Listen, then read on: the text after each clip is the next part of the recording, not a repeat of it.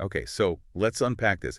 For today's deep dive, we're looking at a single, really incredibly detailed source. Yeah, it's a first-person account. It is. It's a near-fatal traffic incident that, I mean, it honestly reads like the start of an action movie. It really does. And our mission here isn't just to talk about a near miss. It's to get into the precise geometry of danger. Mm. We want to understand how a system that's been so carefully engineered for safety, what we call defensive architecture, Right. how that can be completely neutralized in, what, seconds? All by a single human error. And the setting is just so important here. Yeah, tell us where we are. We're at the Technopark Phase 3 Signal Junction. It's at a place called Mukkolakkal in Thiruvananthapuram. So that's on the Kozhikode-Kovalam bypass, NH66. Exactly. And you have to understand, this isn't just some random intersection. It is a genuine pressure point in Kerala's modern economy. Absolutely. The source gives us a really precise time and place. Yeah. January 9, 2026 at 15.34 IST. And you just have to picture it. This place carries the daily frantic pulse of that whole area. Thousands of IT professionals. You've got those massive KSRTC Swift buses. And the fuel tanker. And the tankers, yeah. Speed, volume, high stakes, all of it converging right there. What's so fascinating to me, though, is that this entire deep dive isn't about a collision. It's about a scenario that was specifically designed not to happen. Right. We're analyzing a system failure, a momentary one, but a failure nonetheless. And it failed because one driver just decided to break the geometric rules of the road. So that's what we're here to define, this Mukkolakkal trapezoid. That's it. That momentary hostile shape made of steel that just locked down the entire junction. Okay, so before we get to the chaos, let's look at what the engineers wanted to happen. The source says it was engineered for survival through order. A great phrase. It is. It's loaded with that defensive architecture you mentioned. What does that actually look like on the ground there? Well, it's like a physical conversation, It's designed to manage kinetic energy. You've got channelization. So the painted lines, the raised island. Exactly. They're there to herd traffic into predictable paths. You've got very clear zebra crossings, stop lines establishing the boundaries, and critically, medians and traffic islands. They separate opposing streams of traffic, which minimizes the points of conflict. And then right in the center, you have the box junction markings. Let's stick with that channelization for a second, because that seems like the first line of defense against the very thing that caused this whole crisis. How do those guides work? Channelization is basically the system's way of saying, you will move from point A to point B along this specific curve. It forces drivers to approach the intersection squarely, not at an angle. I see. In a high-speed place like this, you use islands and define lanes to take away the opportunity for drivers to just, cut diagonally across to get ahead. It keeps everything parallel or perpendicular. Predictable. It's all about predictability. And yet, it all seems to hinge on that one rule, the silent command of the yellow box junction. The source puts it perfectly. To not enter unless you can exit. So why is that one rule so psychologically hard for people to follow? Because it demands deferred gratification, doesn't it? Right? I mean, the queue is long, you see a little gap on the other side, and your every instinct is screaming, go! Go claim that space. Yeah, surge forward. But the rule asks you to look beyond your immediate space, to confirm your exit path is clear. It's a spatial promise you're making to the traffic coming the other way. You're saying, I will not stop here and block you. It really is the ultimate discipline test. You have a green light telling you to go, but you still have to wait because the exit isn't clear. And the source says up until 15.34, that discipline was holding. Traffic was flowing just fine. Predictable, disciplined rhythm. But then it broke. Why? It broke because of one single conscious, aggressive decision. The moment the design was disrespected, the entire safety geometry just collapsed. This is where the source gets so specific, which is amazing. We know exactly who started it. The fuel tanker. A heavy, high-centered fuel tanker, vehicle ID KL01DE474. And this wasn't, a mistake, not a misjudged braking distance. No, this was an active violation of the design. An aggressive move. How so? What did the driver actually do?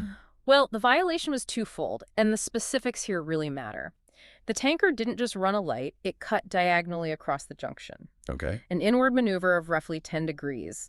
And it was misusing the dedicated U-turn lane. Wait, a U-turn lane? Yeah, a lane designed for vehicles to turn back on themselves. Instead, this driver used it to try and breach the median and cross the whole junction out of turn. So hold on. If the junction was engineered with all that channelization and those islands you mentioned, how could one 10-degree diagonal move by one truck just neutralize all of it? And that is the absolute crux of this system failure. The geometric constraints, they work. They're robust if vehicles stick to their lanes. But when a vehicle of that size and mass introduces a non-standard diagonal vector, It changes everything. it occupies multiple paths at the same time. That 10-degree cut allowed the tanker's huge length to stretch into 3 different zones at once. 3.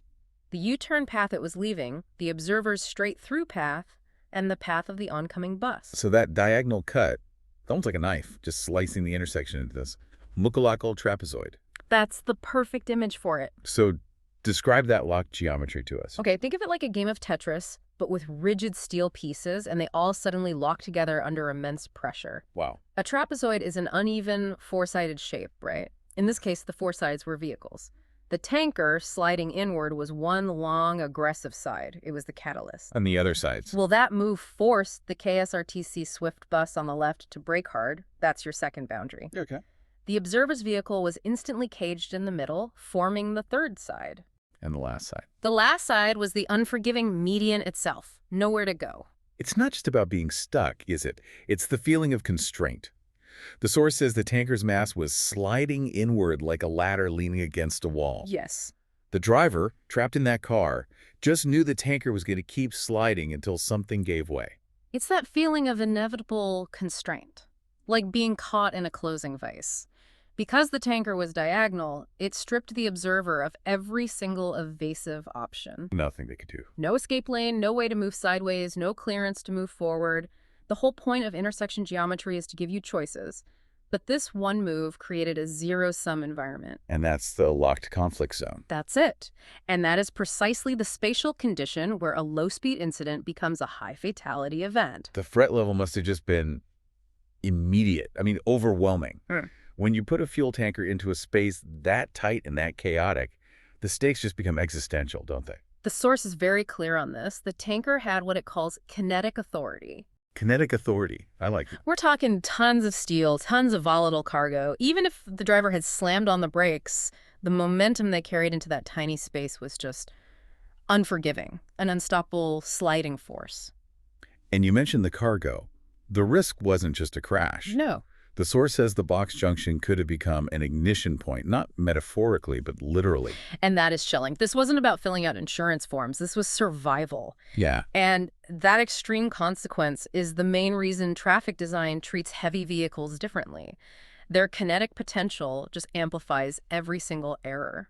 So when the system is breached by something that big, Well, the designed buffer zones just vanish. The observer, what do? They activate their hazard lights. the last resort, The source calls it the last available language of warning, a final desperate plea in a space where you can't shout for help. just a universal flashing signal. I'm stuck. I'm vulnerable. Don't hit me. That's a powerful moment when you realize all that engineering is gone and all you have are 2 blinking lights. So how did the trapezoid finally loosen up? It was forced to unzip itself, centimeter by centimeter. It was a combination of tiny movements. Like what? The bus, which had braked so hard, maybe it eased up an inch. Or the tanker driver, finally realizing what they'd done, maybe corrected their line by a fraction of a degree. Just to know. Just enough space opened up for the observer to finally dart out of that cage. Alive, intact, unharmed. And the most incredible part of this? Yeah. The tanker just merges back into traffic. Like nothing happened. Oblivious. But the aftermath, that tells you a lot about the lag in the wider system, doesn't It it? really does. 2 kilometers down the road, the observer sees 2 police jeeps. Rushing past, lights flashing. Yeah, clearly responding to some kind of urgency. Maybe the chaos the tanker caused, maybe another driver called it in. But they were delayed by distance. So the institutional response was completely removed from the immediate risk. Miles away from it. And this spatial disconnect, this feeling that help is so far away, it triggers this incredibly raw human thought in the source material. Yes. That immediate rush of adrenaline and relief, It's captured in this bit of internal dialogue. Read it for us. Abe Boaga, police agae 2026 have beta police decade feature. Which is what? A sort of rapid-fire thought. It's pure relief and panic. It's like, get away, the police are here, it's 2026, man, the cops are watching now. It's that realization that even if you escape the crash, you might get tangled up in the administrative mess afterward. That perfectly captures it. Escaping the immediate danger only to see the larger system finally catching up. So, okay, let's synthesize this. The source is adamant. This was not an accident. It was a near-fatal system failure. Yes. What is that distinction, and why is it so important for anyone listening? Well, an accident implies bad luck, something unforeseen. A system failure implies breach of predictable logic. The junction system failed because 3 specific predictable rules were broken at the same time by one person. That's why we can learn from it. It wasn't random. It was a clear chain of consequences. So let's nail down those 3 triggers. This is the actionable knowledge from the Mukkolakkal trapezoid. Okay, first and foremost, ignoring signal discipline, the absolute foundation of controlled flow. Right. Second, misusing a dedicated U-turn lane to make a diagonal cut. That's the geometric failure point. And third. And third, the critical error in any busy traffic situation. Entering a box junction without a clear, guaranteed exit. When you list them like that, all 3 together, yeah, it's no surprise the whole thing just locked up. They went from a minor infraction to an existential threat in, 2 seconds? And this whole failure is amplified because of the vehicle type. Right.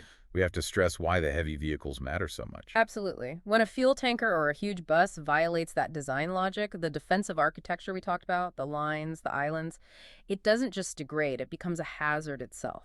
You used the analogy of a roulette wheel earlier. Explain how it goes from engineered safety to just a game of chance. The engineering is based on physics, right? On controlled movement, predictable braking.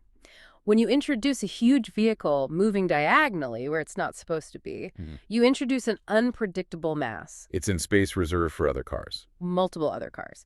The system can handle mass and speed if the basic spatial rules are followed. Take away those rules and you lose all your safety factors.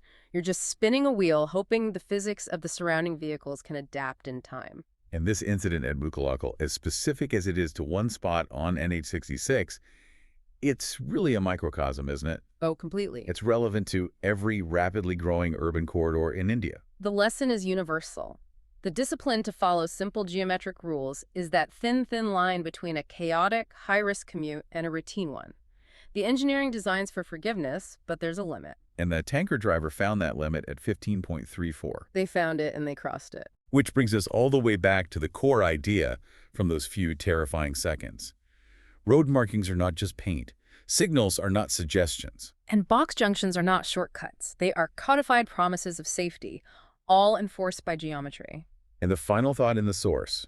It really moves beyond just traffic rules, doesn't it? It gets into this shared responsibility. It does. It forces you, the listener, to think about the vulnerability we all accept every time we enter a shared public space that's controlled by the choices of total strangers. That moment after the danger passed, and the observer realized their life was completely dependent on someone else's mistake and their belated correction of it. Yes, that profound understanding that, despite all the systems and signals there to protect you, a catastrophic line was crossed without your consent. It's a powerful thought to leave everyone with. That fine margin we all live on when we're on the roads, a margin defined by geometry and by discipline. And the final line from the source just says it all. At 15.34, I crossed that line without choosing to. Next time, someone else may not cross back.